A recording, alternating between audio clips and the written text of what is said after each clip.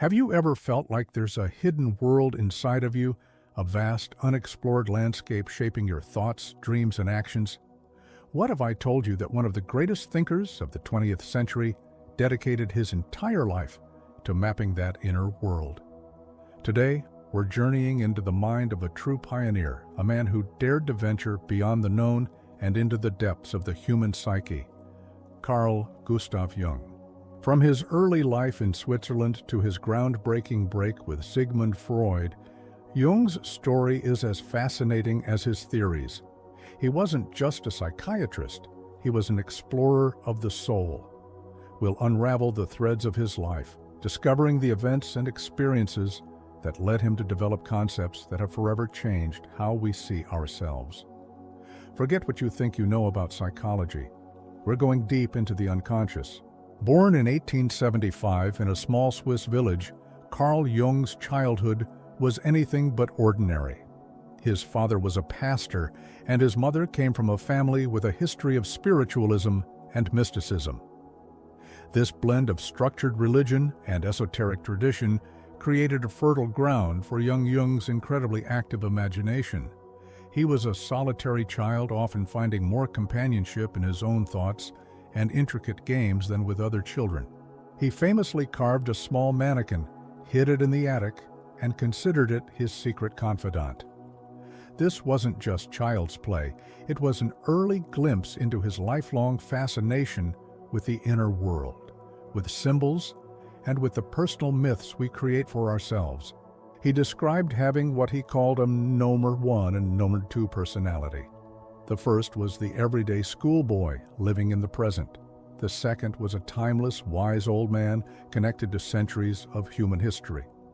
This internal duality would become a cornerstone of his later work, particularly his ideas about the conscious ego and the vast ancient reservoir of the collective unconscious. His early life wasn't just a backdrop, it was the very laboratory where his revolutionary ideas began to take shape. After studying medicine at the University of Basel, Jung decided to specialize in psychiatry, a field that was still in its infancy. He was drawn to the mysteries of the mind, particularly to patients whose experiences were dismissed by others as mere madness.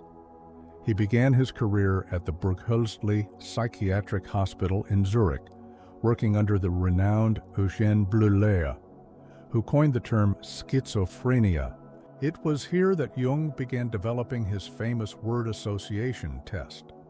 By measuring the time it took for patients to respond to certain words, he discovered that delays often pointed to underlying emotional complexes, clusters of unconscious feelings and ideas. This was a revolutionary tool that provided tangible evidence of the unconscious at work. It was during this time that Jung discovered the work of another trailblazer, Sigmund Freud. Jung was captivated by Freud's book, The Interpretation of Dreams, and in 1906 he sent Freud a copy of his own work. This initiated a correspondence that would blossom into a deep, albeit complex, friendship. When they finally met in Vienna in 1907, they reportedly talked for 13 hours straight. Freud saw Jung as his crown prince, the brilliant successor who would carry the torch of psychoanalysis into the future. For a time, they were an intellectual powerhouse, the two leading figures in the exploration of the human mind. But cracks in their foundation were already beginning to show. The intellectual honeymoon between Jung and Freud was intense, but it couldn't last. While both were pioneers of the unconscious, their maps of this hidden territory began to diverge dramatically. For Freud, the primary driver of the psyche was repressed sexual desire. Jung, however, felt this was too narrow. He saw the unconscious not just as a cellar for our personal repressed memories, but as a vast creative source of wisdom. He proposed the existence of the collective unconscious, a deeper layer of the psyche shared by all of humanity. He argued that it was filled with archetypes, universal primal symbols and images like the mother, the hero, the wise old man. that appear in myths, religions, and dreams across all cultures and throughout history. Think about it. Why do so many ancient cultures, separated by thousands of miles and years, have similar stories of a great flood, a heroic journey, or a trickster god? For Jung, the answer was the collective unconscious. We are all born with a shared psychic inheritance.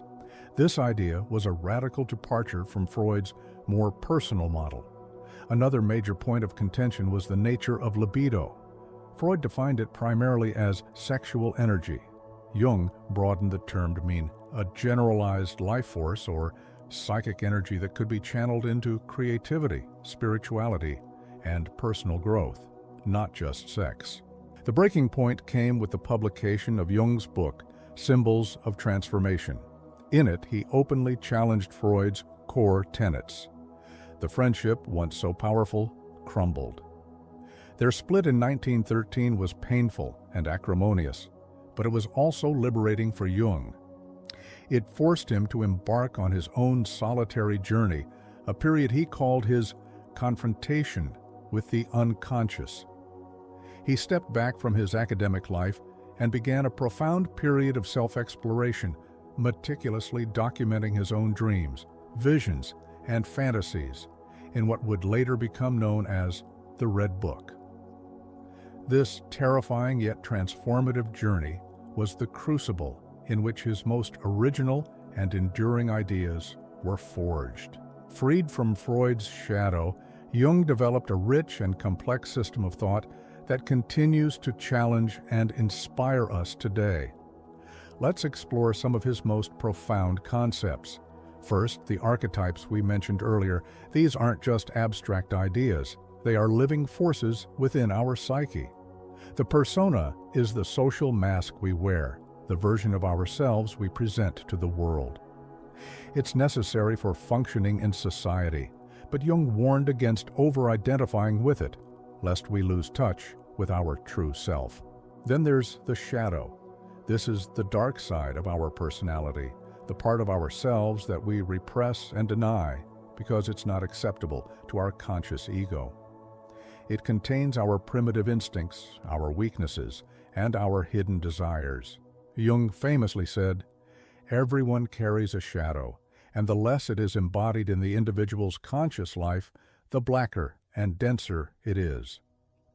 Acknowledging and integrating the shadow, rather than projecting it onto others, is a crucial and courageous step toward wholeness. Another key pair of archetypes are the anima and animus. The anima is the unconscious feminine side in a man, and the animus is the unconscious masculine side in a woman. These represent the contrasexual soul image within each of us, influencing our relationships and our creative lives. Finally, at the center of it all is the self. For Jung, the self is the archetype of wholeness, the unifying center of the psyche that encompasses both the conscious and unconscious. The ultimate goal of life in Jungian terms is individuation, the process of becoming a fully integrated, unique, and whole individual by harmonizing all these different parts of ourselves. It's a lifelong journey toward discovering and realizing the self. To help navigate this inner world, Jung also gave us the concept of psychological types, which became the basis for the famous Myers-Briggs type indicator. He proposed that we all have different ways of perceiving the world and making decisions based on attitudes of extroversion versus introversion and the functions of thinking, feeling, sensation, and intuition. Are you energized by the outer world or your inner world? Do you primarily make decisions based on logic or on values? Do you focus on concrete reality or on patterns and possibilities? Understanding our type isn't about boxing ourselves in. It's about understanding our natural strengths and the areas we need to develop for greater balance. It's a practical map for the journey of individuation. So, what is Jung's ultimate legacy? Why do his ideas continue to resonate so powerfully in a world that's vastly different from his own? Perhaps it's because he never shied away from the big questions. He saw the human psyche as being inherently spiritual and he believed that the modern world's obsession with rationalism and materialism had created a dangerous disconnect from our inner lives. He argued that this spiritual void was being filled by mass movements and neuroses. His work was a call to look within, to reclaim the lost world of soul and symbol. One of his most powerful quotes is, "Who looks outside dreams, who looks inside awakes." This is the core of his message. True transformation doesn't come from changing our external circumstances, but from courageously exploring our own depths. He gave us a language to speak about the mysterious, non-rational parts of ourselves, our dreams, our synchronicities, our deepest longings. He taught us that wholeness isn't about being perfect, but about integrating our light and our darkness. In his own words, one does not become enlightened by imagining figures of light, but by making the darkness conscious. The life of Carl Jung was a testament to his own theories, a lifelong journey of individuation.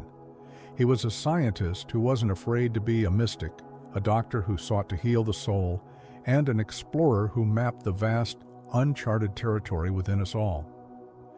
His work is not just a collection of psychological theories, it is an invitation to embark on your own unique journey of self-discovery, to engage with your dreams, to confront your shadow, and to awaken to the incredible, complex, and whole person you were always meant to be. Thank you so much for joining me on this deep dive into the life and legacy of Carl Jung.